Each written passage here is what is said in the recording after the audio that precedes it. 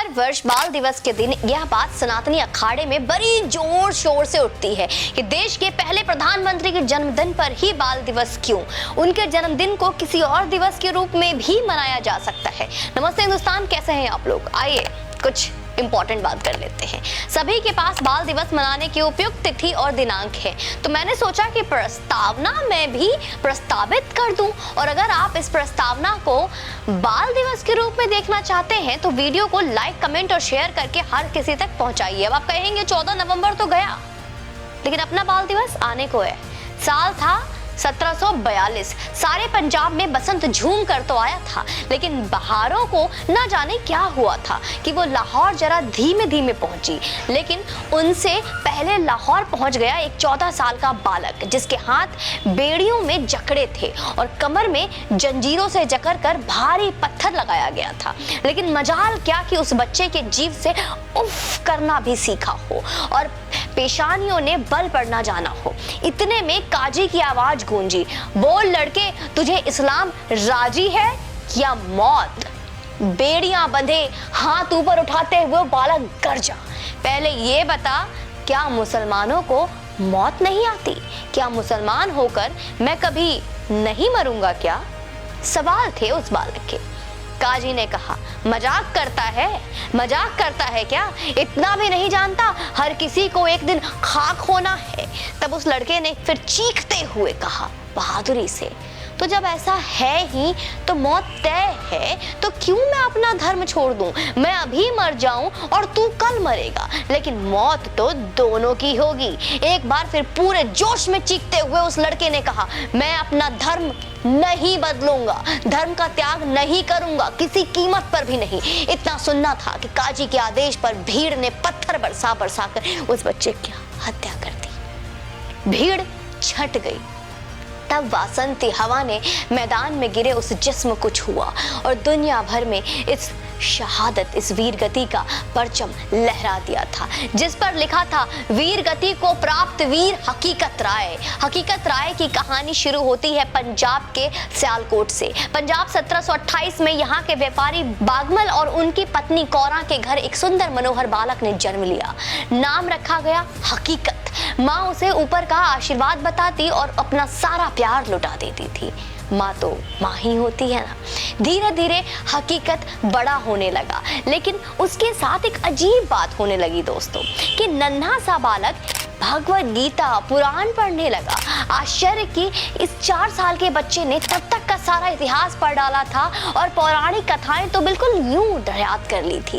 इस्लामी शासकों के उस दौर में अफसरी और सरकारी कामकाज की भाषा फारसी थी, इसलिए समाज के साथ कदम ताल करने के लिए हकीकत को मौलवी के पास भेजा गया।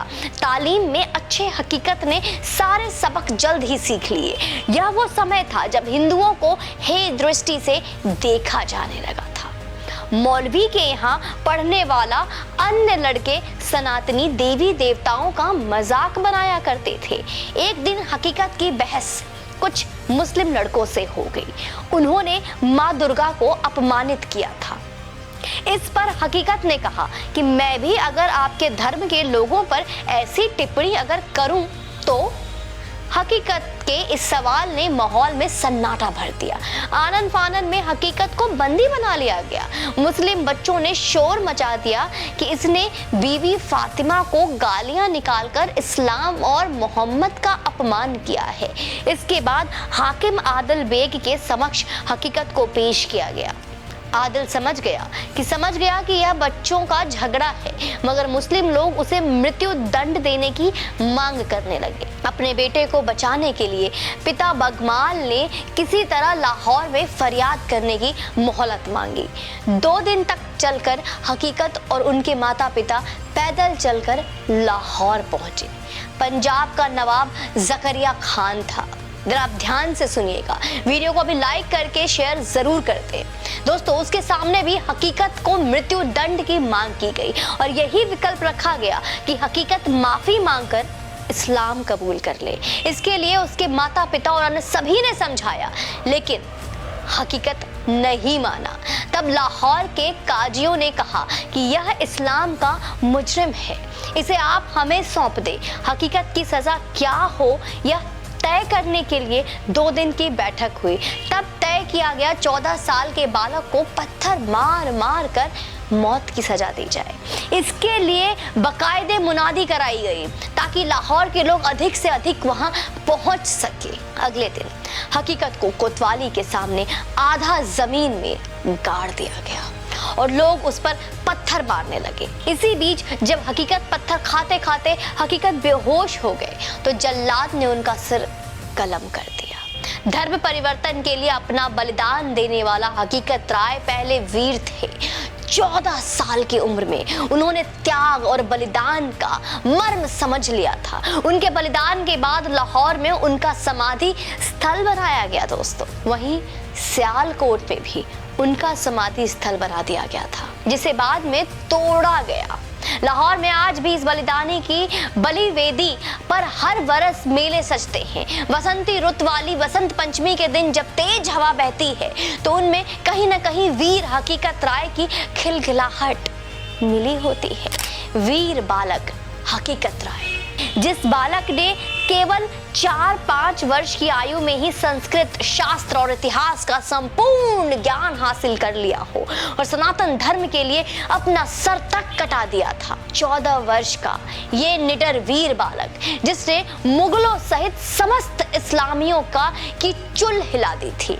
दुर्भाग्य से हमने उस वीर बालक को ही बुला दिया। पिछले 2-3 सालों से बाल दिवस के मौके पर भिन्न भिन्न प्रकार के लोगों के विचार पढ़े सुने, लेकिन दुर्भाग्य से किसी भी हिंदू सनातनी को इस हिंदू वीर बालक का इतिहास तो दूर, इस बालक का नाम तक ज्ञात नहीं है।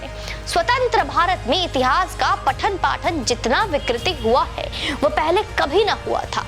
आज हकीकत राय का नाम हमारे विद्यार्थी तो क्या, आम शिक्षित लोग भी नहीं जानते, जबकि देश विभाजन से पहले यह एक सुपरिचित नाम था दोस्तों। बल्कि उसके बलिदान दिवस वसंत पंचमी को लाहौर में हकीकत से समाधि पर बड़ा मेला लगता था। उसमें हजारों हिंदू सिख आकर श्रद्धा सुमन चढ़ाते थे।